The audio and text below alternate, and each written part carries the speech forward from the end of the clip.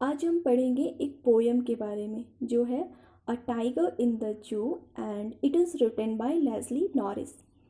तो इस पोयम में हम लोग एक टाइगर के बारे में पढ़ेंगे जो जू में रह रहा है और उसका कंपैरिजन जंगल में रहने वाले टाइगर से किया गया है कि कैसे दोनों अपना लाइफ स्पेंड कर रहे हैं, दोनों की लाइफ में अंतर क्या है, दोनों की लाइफ में स्ट्रगल क्या है। This poem contrast a tiger in the जू with the tiger in its natural habitat. मतलब इस पोयम में जो जो चिड़ियाघर में रहने वाले टाइगर हैं उनका कंपैरिजन, उनका तुलना नेचुरल हैबिटेट मतलब प्रकृति निवास मतलब जंगल में रहने वाले टाइगर से की गई है। The poem moves from the zoo to the jungle and back again to the zoo. ये जो पोएम है वो जू से शुरू होकर जंगल तक जाता है और जंगल से वापस जू तक मूव करता है। Read the poem silently once and see which stanzas speak about the tiger in the zoo. मतलब इस पोएम को आप लोग साइलेंटली पढ़िए, मतलब मन में पढ़िए, एंड सी विच स्ट्रेंजर्स और बताइए कि कौन से स्ट्रेंजर्स में speak about the tiger in the जू, किस स्ट्रेंजर्स में उस टाइगर के बारे में बात की गई है जो जू में रहते हैं। And which one speak about the tiger in the jungle और कौन से स्ट्रेंजर्स में उस टाइगर के बारे में बात की गई है जो जंगल में रहते हैं। तो चलिए हम लोग शुरू करते हैं इस पोएम को। He stalks in his vivid stripes the few steps of his cage on plates of velvet quiet in his quiet ridge। अब इस स्टेंजा का पहले हम लोग डिफिकल्ट वर्ड को समझते हैं। फर्स्ट लाइन पे स्टॉक्स, स्टॉक्स का मतलब होता है फॉलो करना, पीछा करना।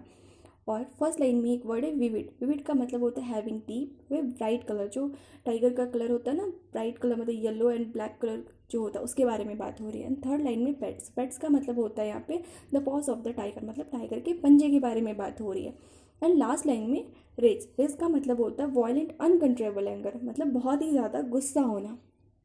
तो यहाँ पे बोल रहा है he stalks in his vivid stripes, मतलब वो जो ब्राइट कलर स्किन वाला जो टाइगर है वो किसी का पीछा करता है। The few steps of his cage, मतलब किस कौन से टाइगर के बारे में बात हो रही है जो जू में रहता है ना, जो चिड़ियाघर में रहता है, उस टाइगर के बारे में यहाँ पे बात हो रही है। तो वो जो टाइगर है वो अपने पिंजरे में बंद है, मतलब एक लिमिटेड एरिया में वो रहता है, एक लिमिटेड एरिया है उस पिंजरे का, वो उसी के अंदर क्या कर रहा था few steps of his cage, मतलब वो फ्यू स्टेप्स ही ले रहा है उस पिंजरे में, मतलब एक लिमिटेड एरिया में ही वो चल पा रहा है।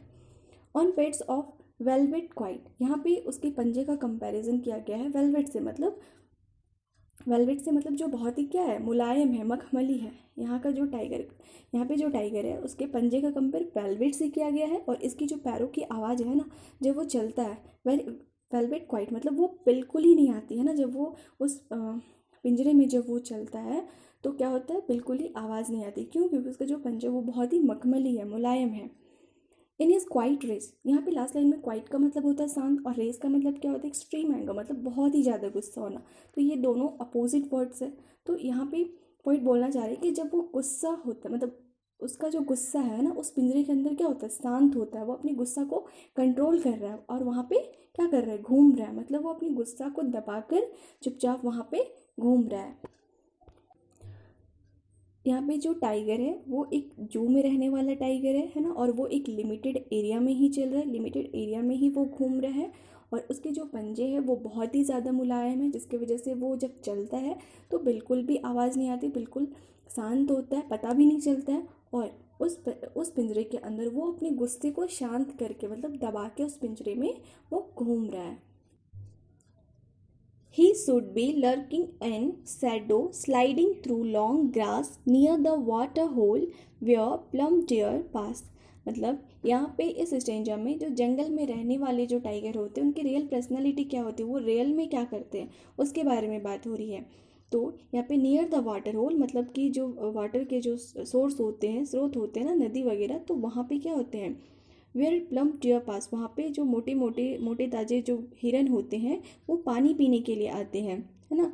और उसी के सामने स्लाइडिंग थ्रू लॉन्ग ग्रास, और वहाँ पे लंबे लंबे जो घास होती है वहाँ पे वो जो टाइगर होते हैं वो छुप जाते हैं ना और उनका वेट करते हैं।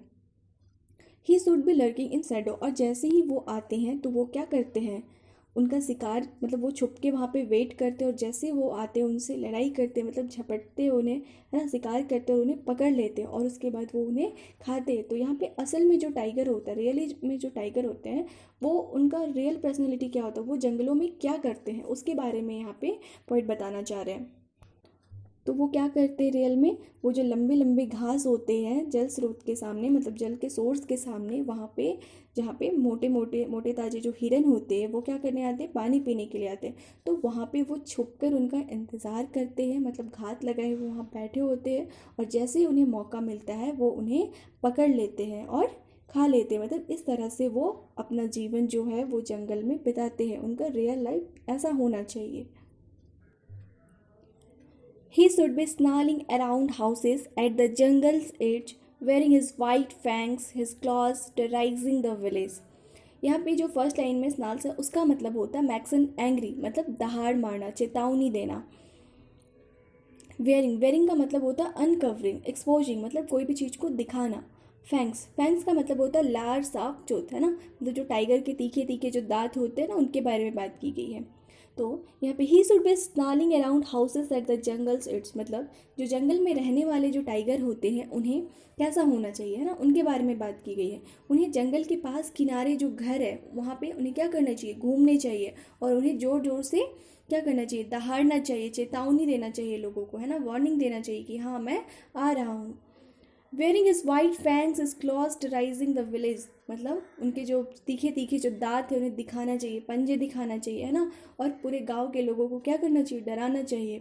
तो यहाँ पे बताइए कि जो टाइगर है उसका रियल पर्सनैलिटी क्या होना चाहिए, ठीक है, उसे कैसा होना चाहिए। और यहाँ पे जो पिंजरे में रहने वाले जो टाइगर है वो बेचारा क्या है, एक लिमिटेड एरिया में ही घूमते रहता है और वो जो अपने गुस्सा को दिखा भी नहीं पाता है ना, उसका उसका जो रियल पर्सनैलिटी होता है वो छुपा रहता है। यहाँ पे बोलने का मतलब है कि जो जंगल वाले जो टाइगर है वो जंगल के किनारे वाले घरों के आसपास घूमते हैं, वो जोर जोर से दहाड़ता है, अपने तीखे तीखे दांतों और पंजों से लोगों को डराता है ना, और उनको लेके लोगों में डर भी बना होता है। तो ये होता है एक real tiger. But he is locked in a concrete cell, his strength behind bars, stalking the length of his cage, ignoring visitors.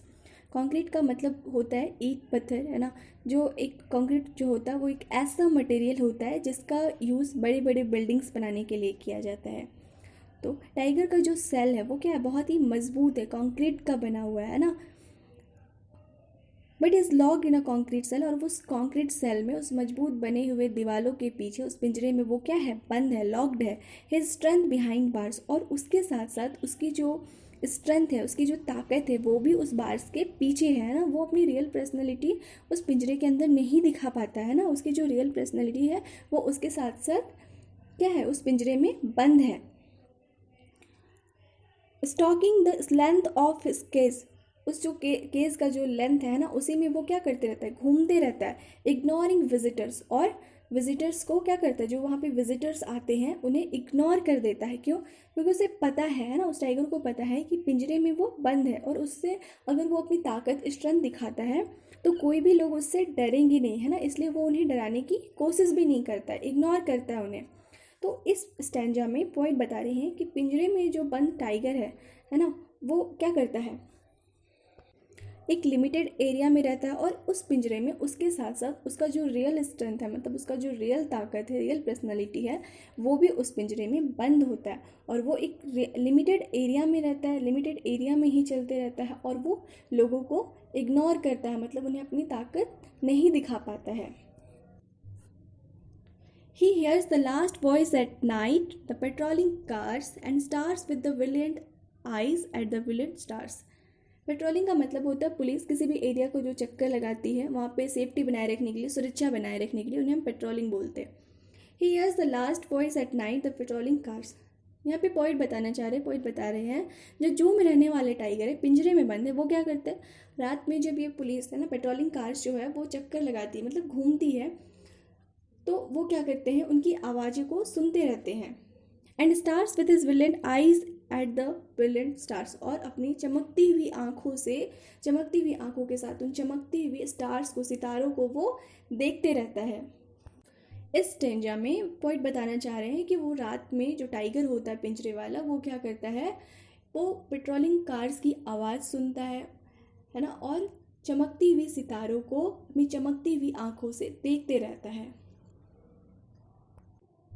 इस पोयम से हमें एक सीख मिलती है, ये जो टाइगर है पिंजरे में बंद है, वो वहाँ पे खुश नहीं है, वो डिप्रेस्ड है, और ये बस अपने पिंजरे में ही घूमते रहता है ना, और जो विजिटर्स उसे देखने आते हैं उसे वो इग्नोर करता है। क्यों? क्योंकि वो अपने स्ट्रेंथ को उन्हें नहीं दिखा पाता, अपनी ताकत उन्हें नहीं दिखा पाता। और रात में वो क्या करता है, जो पेट्रोलिंग गाड़ियाँ होती हैं उनकी आवाज़ सुनता है, चमकती हुई आंखों से उन चमकती हुई सितारों को देखते रहता है। तो ऐसा होता है एक पिंजरे में रहने वाला टाइगर का life.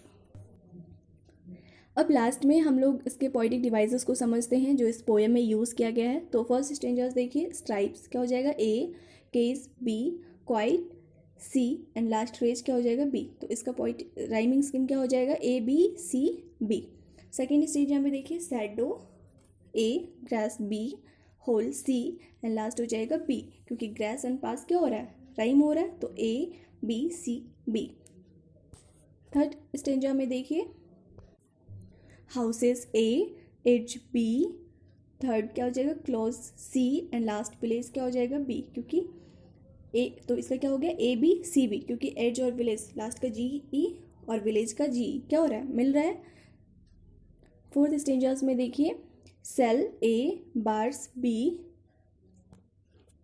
Cage C, and visitors क्या हो जाएगा बी। तो इसका भी राइमिंग स्कीम क्या हो जाएगा ए बी सी बी, क्योंकि बार्स का आर एस और विजिटर्स का आर एस क्या हो रहा है, राइम हो रहा है।